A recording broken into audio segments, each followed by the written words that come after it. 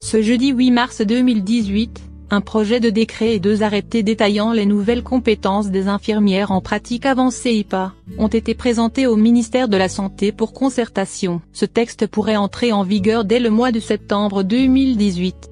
L'objectif: lutter contre les déserts médicaux. Très concrètement, si ce texte est adopté, les infirmiers et les infirmières pourront, toujours sous le contrôle d'un médecin, participer à la prise en charge globale du patient dans 4 domaines: les pathologies chroniques stabilisées, notamment pour la prise en charge des personnes âgées AVC, diabète, maladie d'Alzheimer, etc.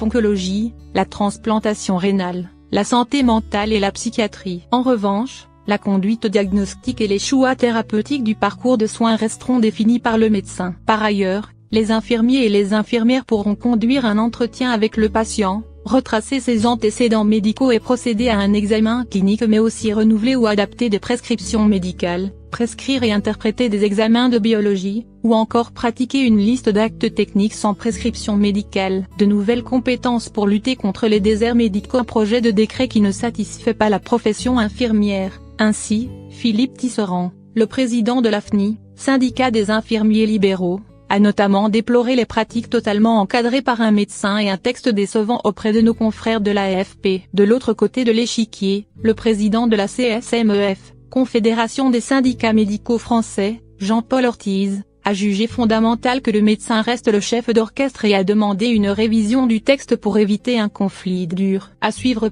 Source à lire. Les futurs médecins vont faire un service sanitaire 6 mois ferme pour une infirmière après des violences sur patiente. Une infirmière fait don d'un rein à un patient avant de l'épouser.